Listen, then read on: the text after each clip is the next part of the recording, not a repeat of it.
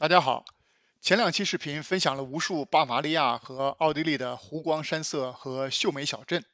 这一期收尾就讲讲萨尔茨堡和最后参观的慕尼黑的王宫，还有一路的美食花絮，最后还会有一些攻略总结。上一期视频结尾提到了 Rossfeld Panorama Straße，电影《音乐之声》的外景地之一。快60年过去了，山河依旧。说到音乐之声，自然下面就要说萨尔茨堡了。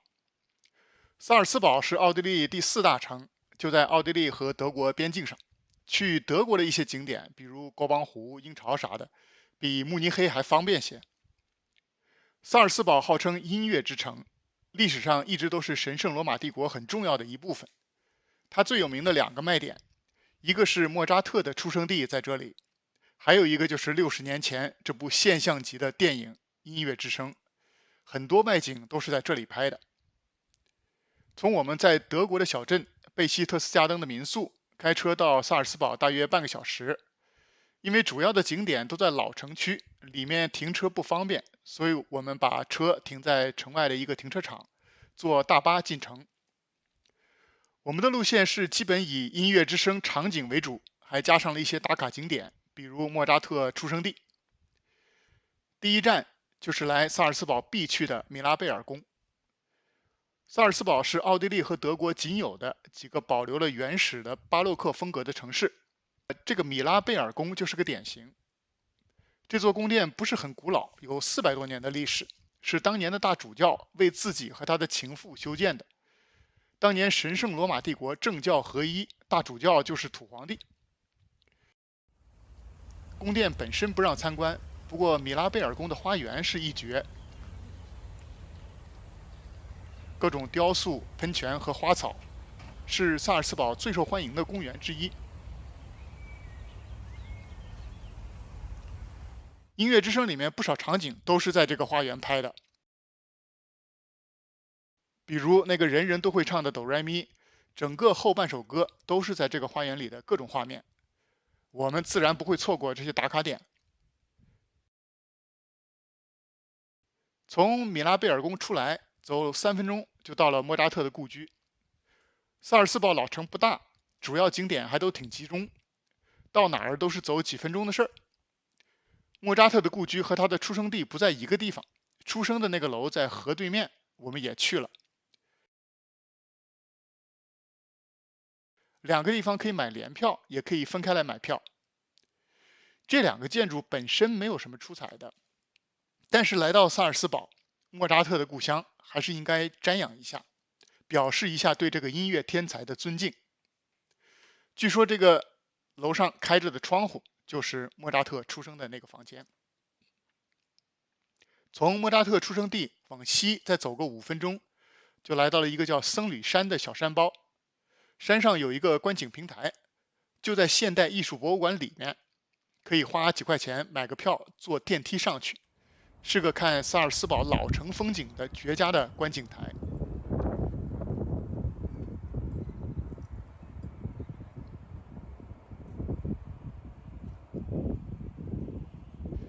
看看这个当年音乐之声的场景和我们同样角度拍的照片，60年过去了，没啥太大变化。从僧侣山下来，往东再走几步，就到了著名的洗马池。为啥叫洗马池呢？因为这里原来就是给马儿们洗澡喝水的地方，和现在的洗车店差不多意思。洗马池中间立着一个栩栩如生的驯马雕像，挺传神的。这个洗马池在音乐之声里也有出镜。打卡完毕洗马池，下一站主教宫广场。这里是萨尔茨堡老城的心脏地点，东西两面是一新一老2座主教宫，南边是萨尔茨堡主教座堂。广场中间一个巨大的骏马喷水的喷泉，据说是意大利以外最大的巴洛克式喷泉。这个主教宫广场可以说是萨尔茨堡的核心地标，在音乐之声里面也多次出现过。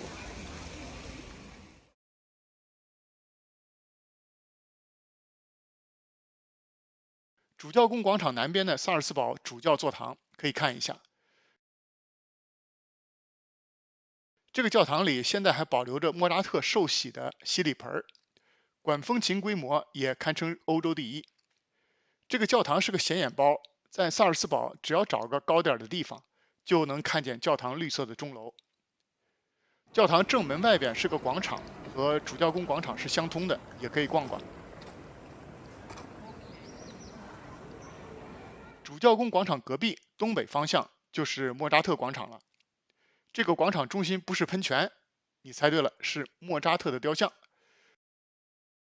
穿过这个广场往北走一点，就到了萨尔查赫河边。这条河是多瑙河的一条支流，整个萨尔斯堡就是绕着这条河修建的。萨尔斯堡和萨尔查赫的名字都来自德语的 Salz， 就是盐的意思。因为这附近有不少盐矿，所以萨尔斯堡其实就是盐城，萨尔查赫河就是盐河。这里可以在河边转一下，再打卡一下莫扎特桥，在桥上欣赏一下河两岸的风景。下一站著名的萨尔斯堡要塞，从河边原路返回，经过莫扎特广场、主教宫广场和大教堂，往南10分钟左右就可以到了。路上要经过另一个有名的广场——张节广场。这个广场也在音乐之声里出过镜。现在广场中间有一个大金球，上面立着一尊雕塑，遥望萨尔斯堡要塞。这个萨尔斯堡要塞就是在米拉贝尔宫花园照相的那个背景城堡。城堡嘛，都是建在制高点上，这个城堡也不例外，建在一个叫要塞山的小山上。始建于1077年，有1000多年的历史了，是欧洲最大的中世纪城堡之一。城堡挺耐看，外景非常壮观，孔武有力的样子。不过历史上这个城堡其实没经过什么实战考验，最凶险的一次是在16世纪，被一帮农民和矿工围了几天，但没攻进去。萨尔斯堡要塞除了本身有看头，另一大亮点是登上城堡可以看360度无敌风景。萨尔斯堡的老城和美丽的周边的风景都尽收眼底，很值得上去。有个说法是，来萨尔斯堡如果不去这个城堡，就等于没来过。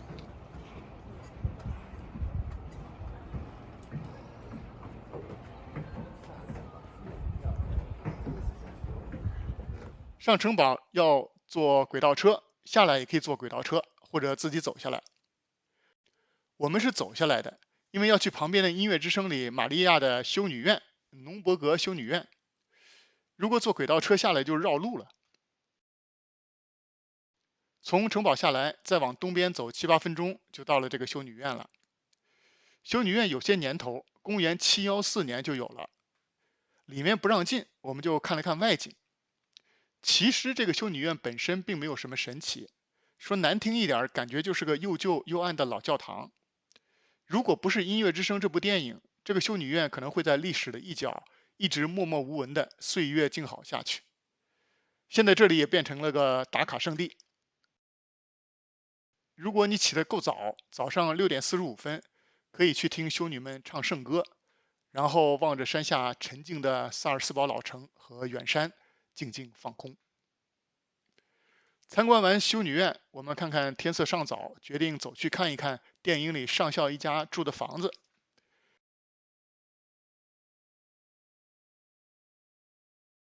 这个房子在一个挺安静的湖边，是当年萨尔斯堡大主教的行宫，现在是个酒店。我们绕到湖的对岸，好好欣赏了一下房子的远景。萨尔斯堡逛完，回到民宿，我俩仔细复习了一遍音乐之声，看到影片里那些刚打卡过的熟悉的场景，觉得很亲切又很神奇。我们春游的最后一站又回到了慕尼黑，因为很多景点第一天去过了，这回就主要看了看慕尼黑王宫。和天鹅堡、罗赫堡之类的不一样，这个是真的王宫，德国最大的室内宫殿。维特尔斯巴赫家族统治巴伐利亚8、900年，从神圣罗马帝国的公国、选帝侯国到最后的王国，其中有6、700年是用这个王宫。感觉巴伐利亚的老大们，各种公爵、选帝侯和国王，都不想住前面老大的屋子。结果几百年一路违章加建下来，光是可以参观的房间就有130个，走一圈要至少2、3个小时。我们买的联票包括珍宝馆、王宫和剧院，一圈逛下来，虽然腰酸腿疼，但觉得挺值的。珍宝馆的各种金银珠宝，还有陶瓷的精致好东西，王宫建筑的气势、格局和细节，剧院也很有气氛，都直接感觉到巴伐利亚当年的国力和艺术文化水平。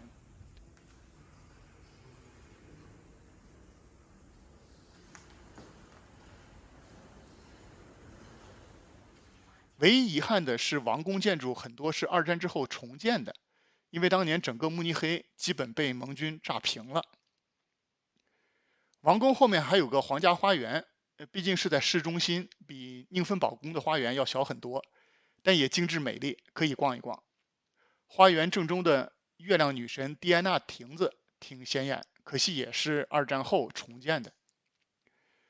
看完王宫，拖着酸楚的腿脚，我俩找了个评分不错的啤酒屋，整了点当地啤酒，还有到巴伐利亚必吃的炸猪排。看看这个炸猪排的 size，我俩吃一份都多，味道比预想的好很多。啤酒也整了一点，在慕尼黑错不了嘛。这里有一杯是叫 Radler 酒，以为是啤酒，端上来喝了一口，清甜爽口。没想到德国正宗的啤酒之都，这款 Radler 竟然拿雪碧兑啤酒，又学了一招。本来我们是打算去那个大名鼎鼎的皇家啤酒屋的，结果发现网评一般，说是游客太多，现在本地人根本不去，就是走量骗骗游人，服务还极差。吓得我们就去看了看，照了几张相。结果后来找的这家小一点的啤酒屋，确实东西好吃又实在，人也很和蔼，体验不错。除了啤酒和炸猪排，巴伐利亚的名菜还有德国猪肘和白香肠。德国猪肘子我们在贝希特斯加登吃了一回，配着皇家啤酒屋的啤酒，感觉还行，皮炸的挺脆，肉也挺嫩的。但要说和中式的蹄膀比嘛，可能还不如炸猪排有竞争力。至于白香肠，我们从超市买了几根，学着 YouTube 视频煮了一下早餐吃的，结果超出预期。原以为是个很腻很恶心的黑暗料理，其实还很可吃，味道感觉有点像稍微硬一点的小时候吃的午餐肉。2周巴伐利亚和奥地利春游就这么愉快的结束了。来总结一下哈，首先巴伐利亚和奥地利山区好玩的地方太多了，湖光山色、宫殿城堡、山城古镇，是我们去过的最好玩的地方之一。我们去了2周，再加个2周都不够。第二，5月中去，时间很好，景点基本都已经开放了，游山玩水、走步道完全没有问题。唯一要注意的是鹰巢，我们去的那天是今年刚开放的第3天。还有就是国王湖的牛奶小屋，奶牛还没到位。天气预报不准，我们去之前 Google 天气预报一直都有雨，搞得我们临时调整计划。结果10几天时间，除了在贝希特斯加登下了半天雨，和去萨尔斯堡那天比较阴之外，天气都不错，温度也合适。自驾游很方便，比公交自由省时间，就是要注意在奥地利开高速要买个 Vignet 的贴纸，还有超速是会被罚的。我被罚了一次，摄像头拍的，还好不贵，罚单30欧，租车公司还收了30欧服务费。德国食物比想象的好吃，除了前面讲的德国特产啤酒、猪排、猪肘、香肠，还有各种风味餐馆。我们在慕尼黑的最后一餐就是一家很小门脸的牛肉拉面，味道出奇的正宗。在慕尼黑的科尔亚的顶楼，他们自己养蜂酿蜂蜜，头一次吃刚采的带蜂巢的新鲜蜂蜜，太好吃了。最后住的方面，福森的老城民宿和贝希特斯加登的山间民宿都是我们这次旅行的亮点。有兴趣的同学可以留言，我发链接。好了，这次德国巴伐利亚和奥地利的春游就分享到这里了，谢谢大家观看，喜欢的朋友请订阅、点赞、评论、转发。